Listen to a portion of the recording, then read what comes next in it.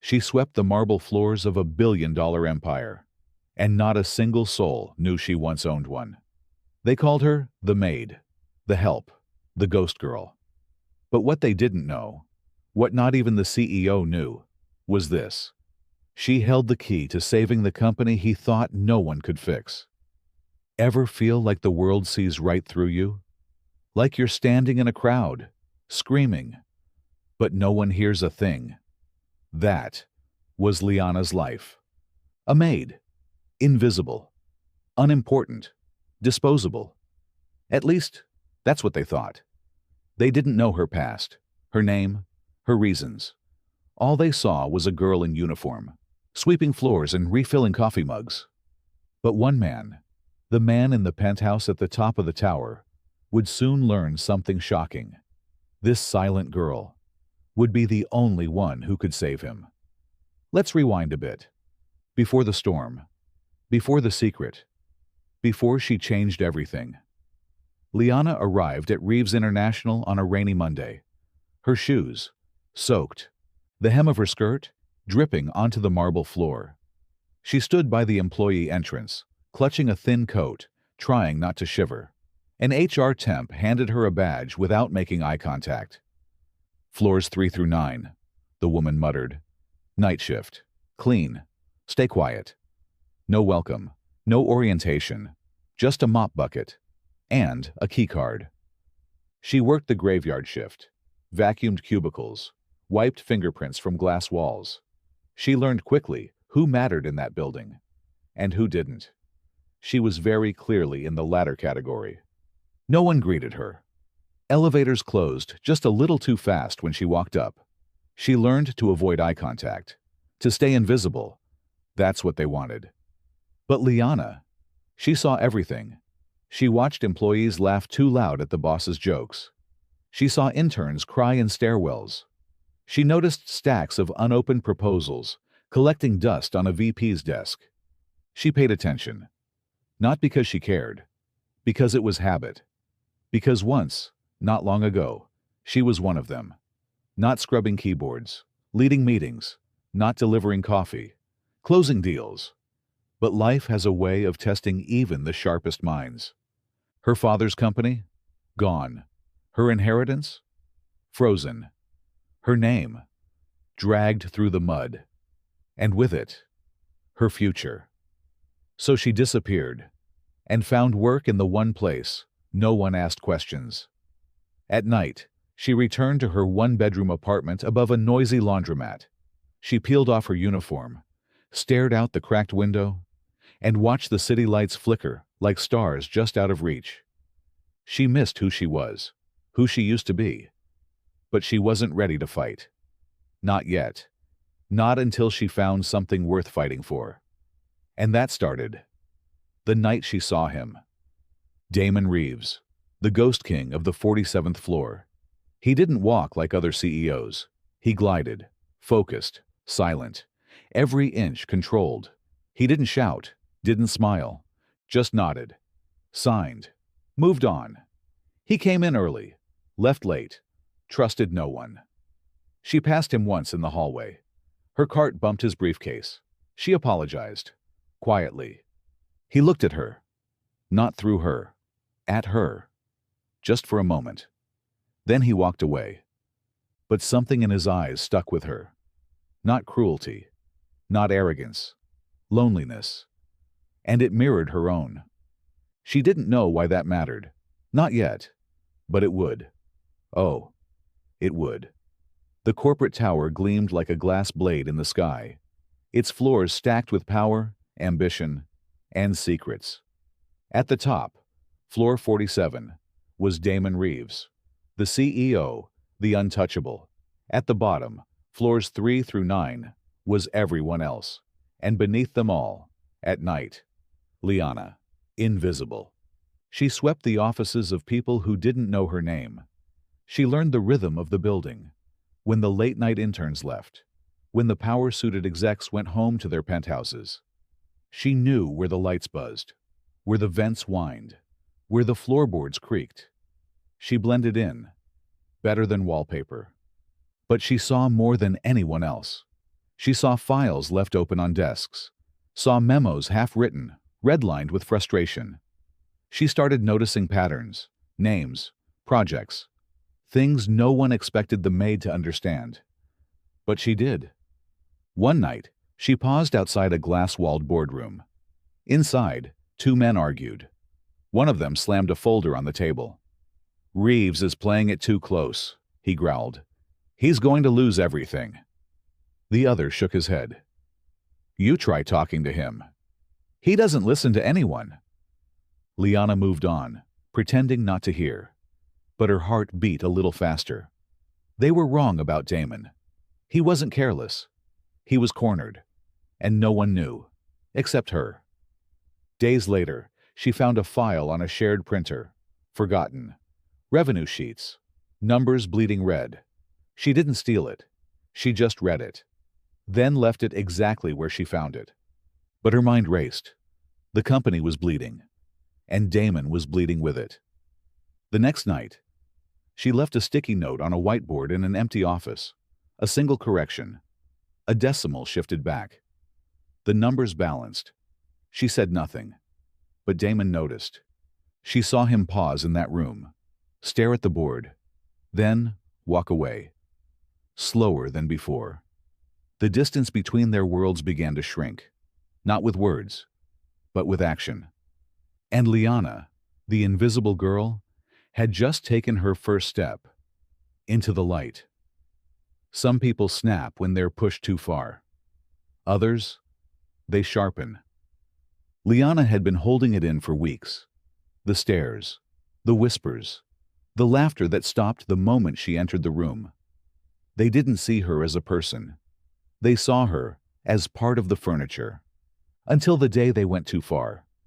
It started like any other night. Floors 6 and 7, empty cubicles, cold coffee cups. Liana pushed her cart through the hallway, humming softly, a habit from her childhood she never quite let go. Then she heard them, voices, low, laughing. She turned the corner and froze.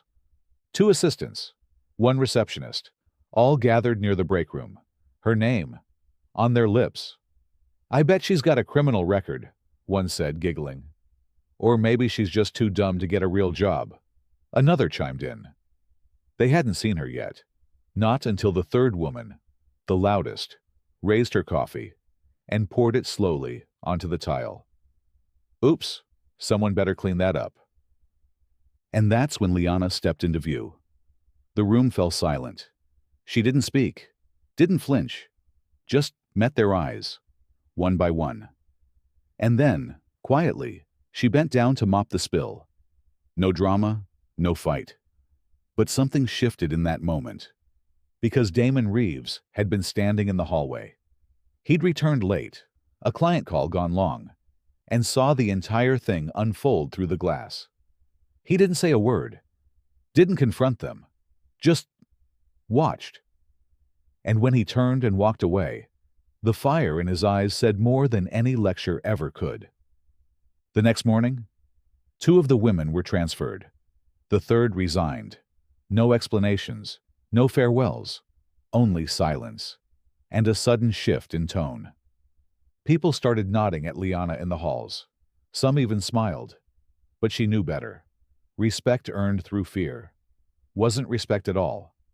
Still, something had changed. Damon noticed her now. Not just her presence, her mind. She'd walk past his office and find small things left behind. An open spreadsheet, a presentation missing a slide, an email half-drafted, cursor blinking. Each time she corrected them, quietly, precisely. And each time they were used, integrated, acknowledged. One day, he left her a note. "You missed a cell. Slide 4. She smiled. He was testing her now, challenging her, and she met every test with quiet brilliance. Until one night, he asked her to stay. "I need a second pair of eyes on this," he said, gesturing to a folder. She hesitated, then stepped inside. It was the first time she'd been in the CEO's office. The air was warmer, the view breathtaking. But it was Damon's voice, calm, steady, that anchored her. They reviewed a contract together. Numbers, risks, loopholes. She saw one. A hidden clause that could have cost millions. He leaned back in his chair and stared at her. Not like a maid, not even like an employee, but like an equal. "Where did you learn this?" he asked softly. She hesitated, then met his gaze. "Some things you don't learn in school," she said. He nodded, and said nothing more. But after that night, he always left the door open. And Liana? She stopped hiding. Not because they'd stopped mocking her, but because, finally, someone saw her worth. Not her title, not her uniform, her. It started small. A calendar invite. Her name, at the bottom of a department-wide strategy meeting. She thought it was a mistake, but it wasn't.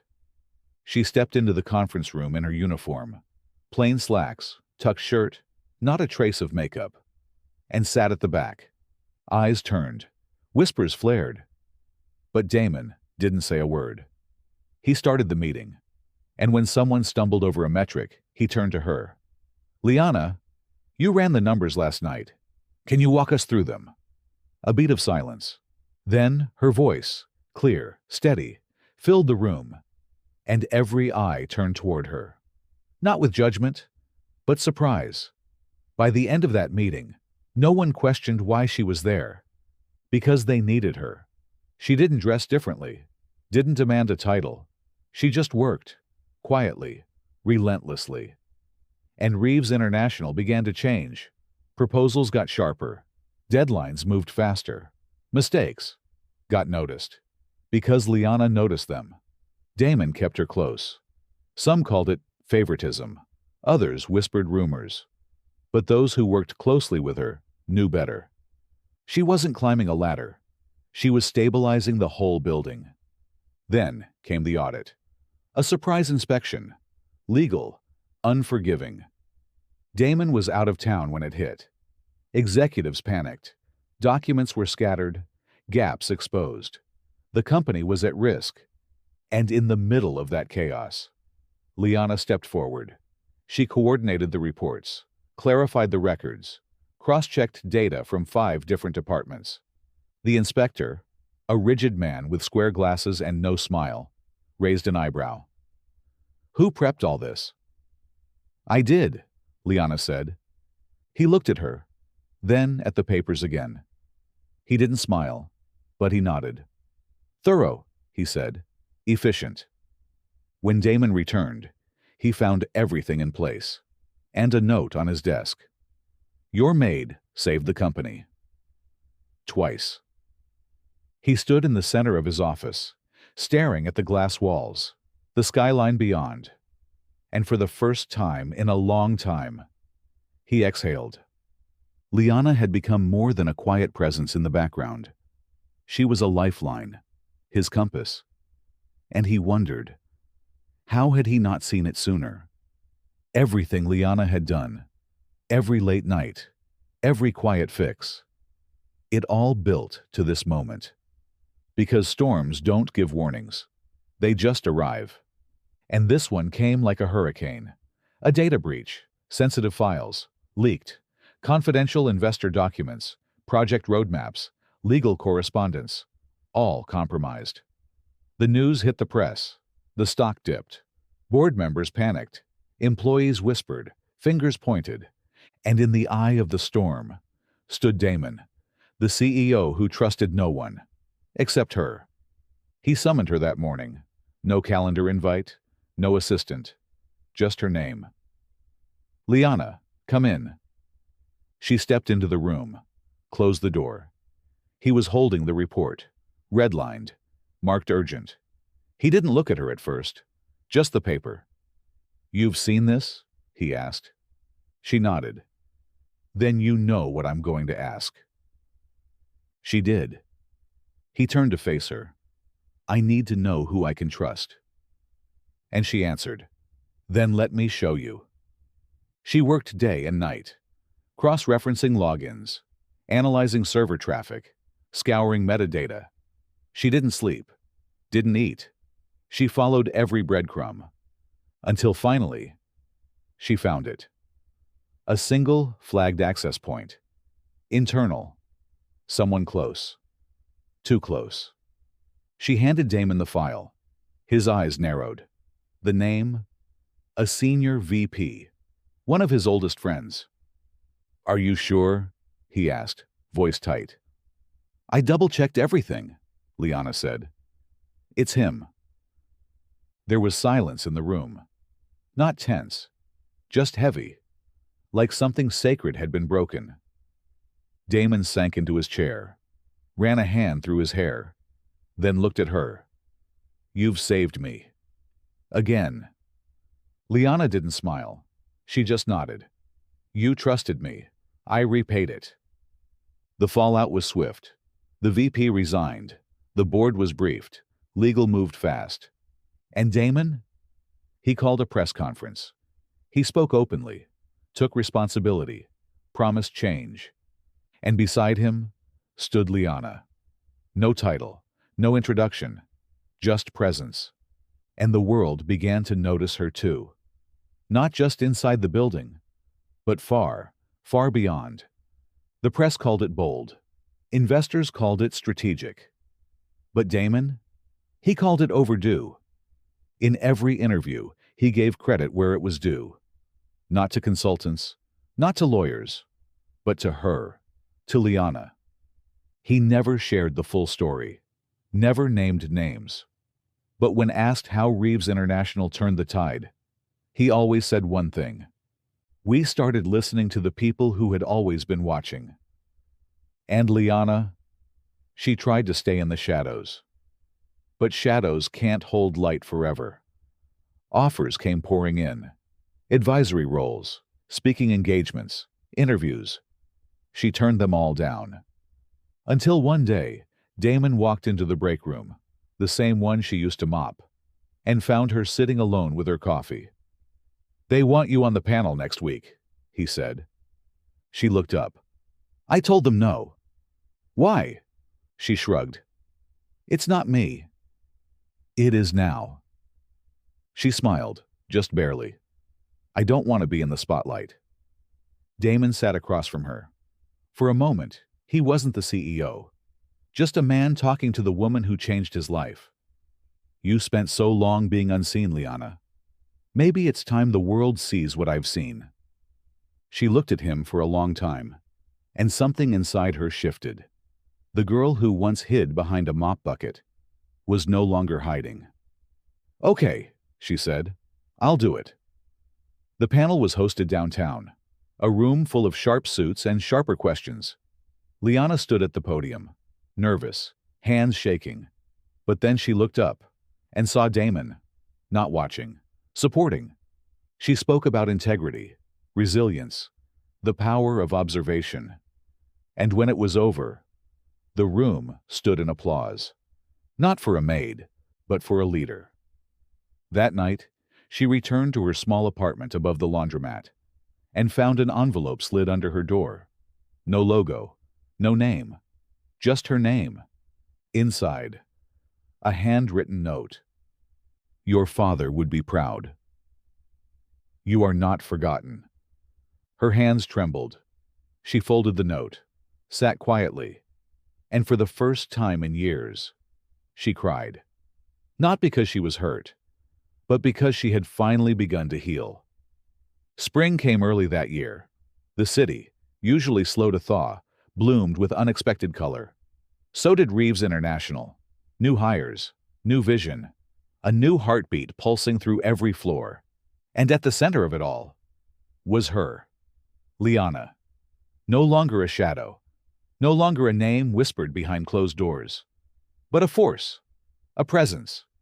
She'd been offered everything, a title, a corner office, stock options. But what she accepted was something else entirely. She chose to lead from the ground, to be accessible, real, unshakable. She didn't sit at the top. She built bridges between those who'd been overlooked, like she once was. And Damon, he let her. He supported her. He learned from her. He trusted her. Their dynamic had shifted from cautious respect to quiet reverence. And though neither of them said it aloud, not yet, something deeper was growing between them. Not because she saved him, but because she never asked for anything in return. Weeks later, on a quiet Thursday evening, Liana stepped onto the rooftop garden. The city below glowed in golden light.